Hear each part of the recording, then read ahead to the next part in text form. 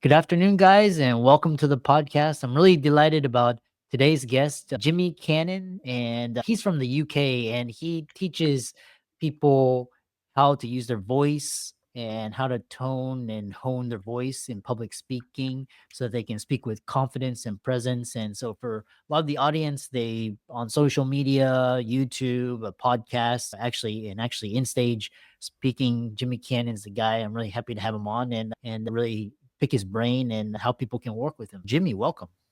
Thank you. Thank you for the opportunity. It's wonderful to be here. Thank you.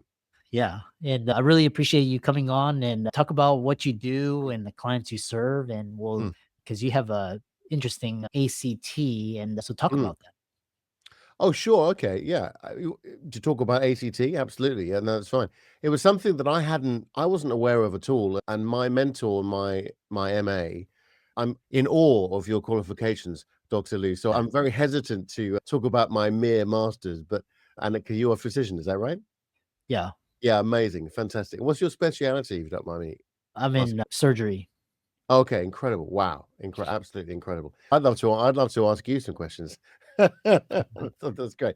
So, when in the middle of my MA, I was talking to my mentor, Debbie, and she said to me that I was saying that most of my clients coming to me were complaining about tight throat and like straining and nervousness and just not wanting to speak and an anxiety. And she said you should study acceptance commitment therapy because it's absolutely what you need to do. The whole methods and the whole sort of ethos around it is purely around performance anxiety, also, or more specifically, public speaking anxiety. And so I did, and that's what I ended up studying after my master's and a couple of years studying as a behavioral therapist. And it's been fantastic. It's something that if you like, embellish my coaching really with, because most people are coming to me, as I said, with a complaint about not being heard, or they're not speaking up, or they're maybe avoiding certain situations or environments where they need to speak, so, interviews, etc. And the combination of what I do with, I'm slightly biased, but we all have a different technique and a different method and approach, I presume. And my approach is a holistic approach, which is voice, confidence, and presence. And the voice is really about the physiology of the voice, creating more resonance and tonal variety, pitch variety, dynamic range, and that type of thing, as well, which gives people confidence. If they don't have to worry about their voice, if they feel confident and they feel that they have a strong voice, then they have to be concerned about that.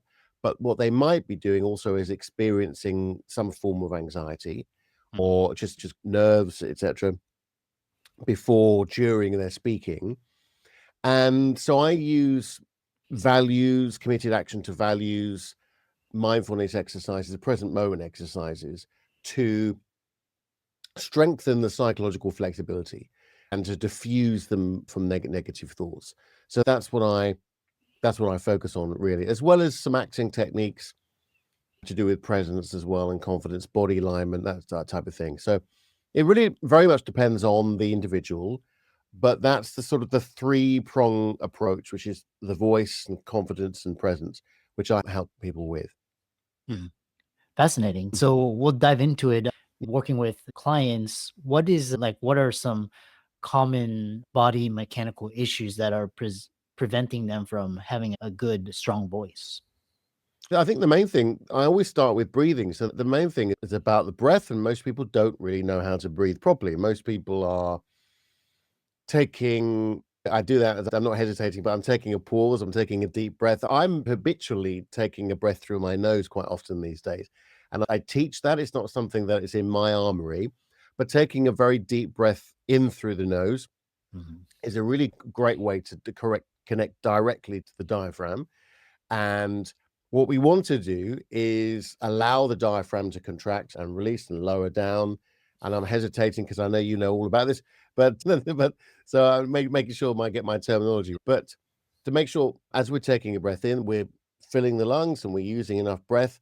And then we're also, the most important thing is to use that breath as we're speaking. So if we're not supporting that breath as we're speaking, it disappears, it dies. So if we've got strong convictions about our message and our ideas, then we want to emulate that into our breathing and into our sound. So I've come up actually with a coined a phrase, if you like, recently, which is one breath, one idea.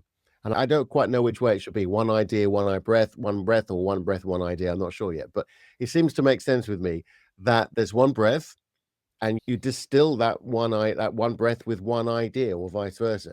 So Mm, as you're speaking, you have one idea, one concept in your head, and you use that breath, that one breath to engage the audience with that idea or to deliver that message with one idea. And then when you need to talk about the next idea, you take a breath and then speak again.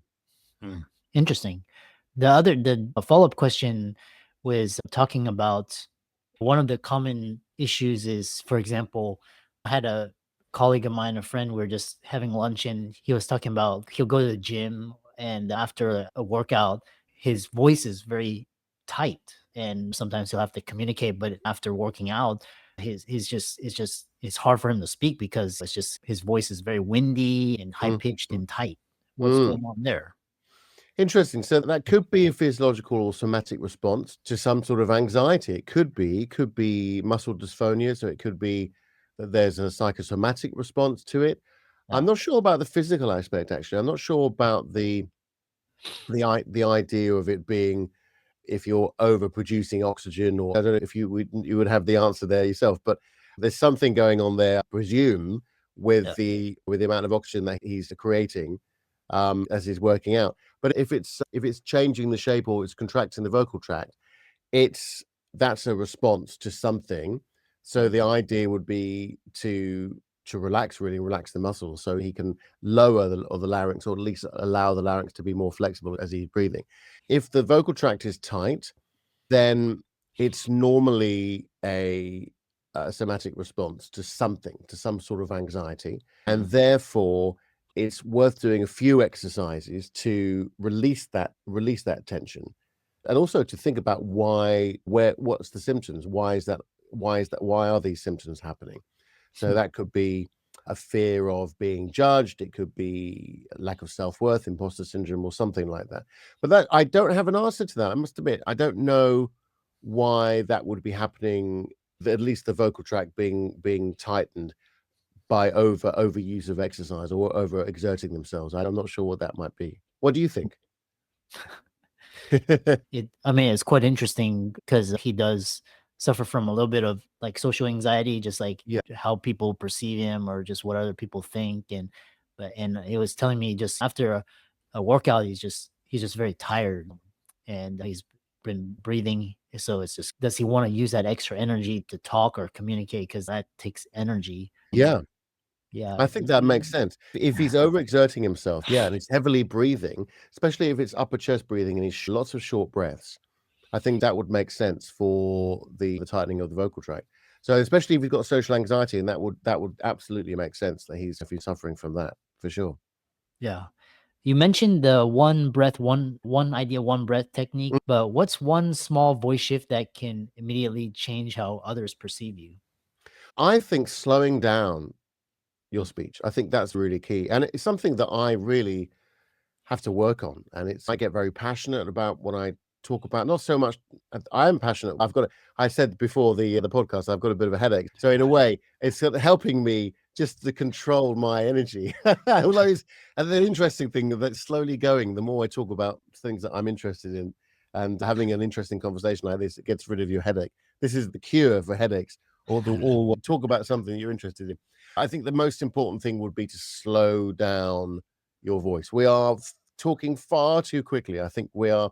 It's innate tenfold with social media now that we are just expecting to speak very quickly now. I think that the new generations are coming up behind us, or me anyway, and speaking very quickly. And I think that's the thing.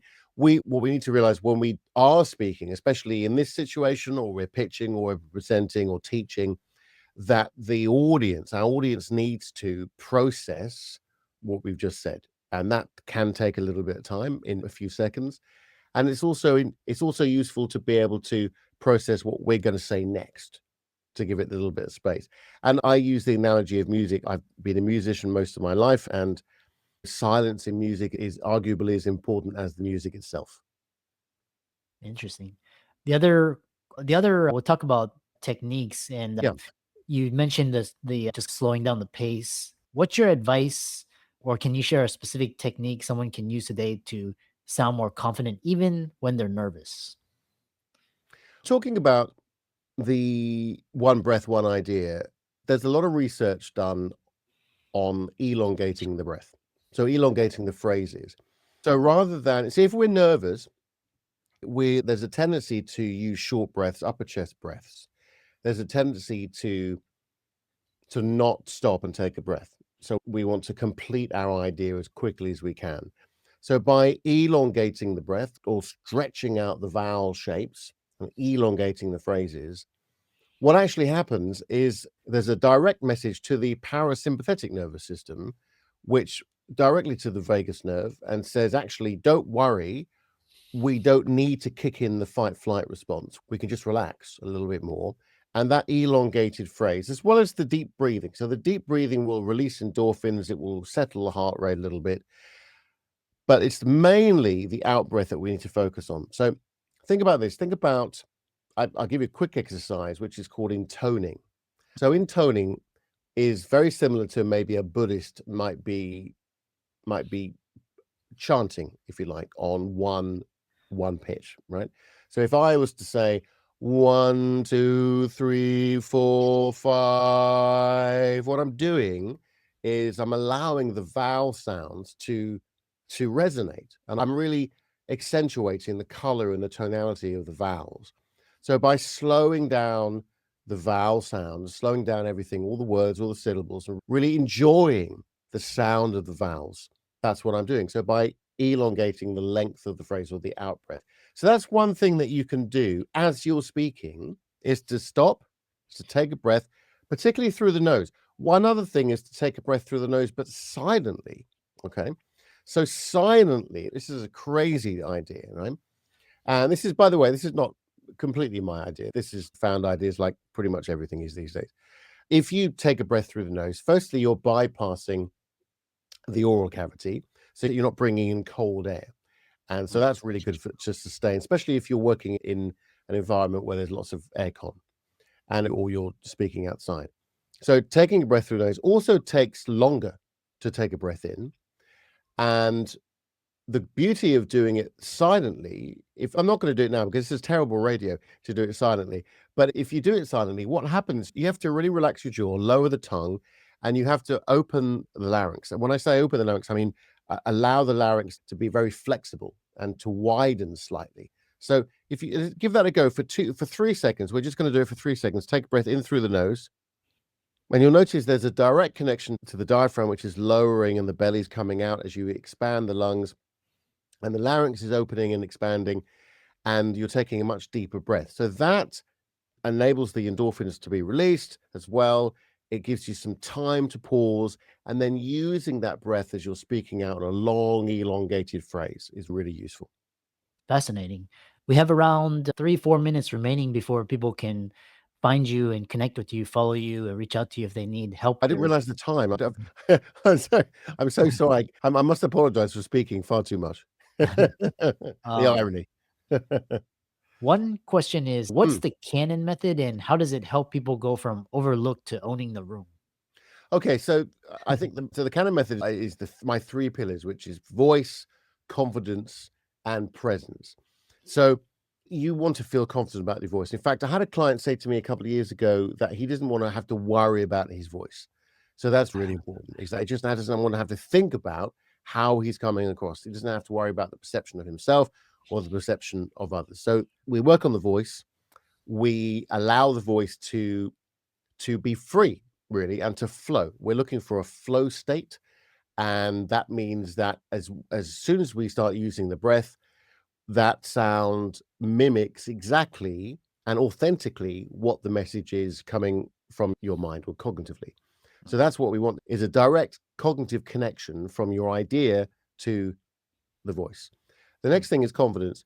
Confidence is about being okay with who you are and what you stand for and why you're doing what you're doing. And having a purpose, having the why, to quote Simon Sinek, and knowing why you're doing something. If there's a reason why we're both here and there's a reason why we're doing what we're doing, and I presume that you like, you're interested in talking to other people and finding out information and spreading the word, if you like, which is fantastic. And the audience is thanking you for that, I'm sure. And that's a decent reason for doing what we're doing. And I want to help as many people as I can with my method. Having these values, there's no really real reason to feel worried or anxious about doing it because it's an authentic reason for doing something. The present side of things is purely to allow our energy, whether that be the breath or our voice or our ideas, to fill the space that we're in without arrogance, but with humility. So Mm, without feeling that we should fill that space in a kind of a sort of narcissistic way, but fill the space in a way that is empathic. So that's presence really. So voice, confidence, and presence, and that's really and to do that, I use a combination of voice techniques, ACT, and leadership coaching as well. interesting. What I really find, so how can people connect with you and find you on social media and get help with their voice? Fantastic. I have a YouTube channel, which is, I believe, Jimmy Cannon Voice Coach. And if you just put Jimmy Cannon Voice in, hopefully the Google gods will help you find me.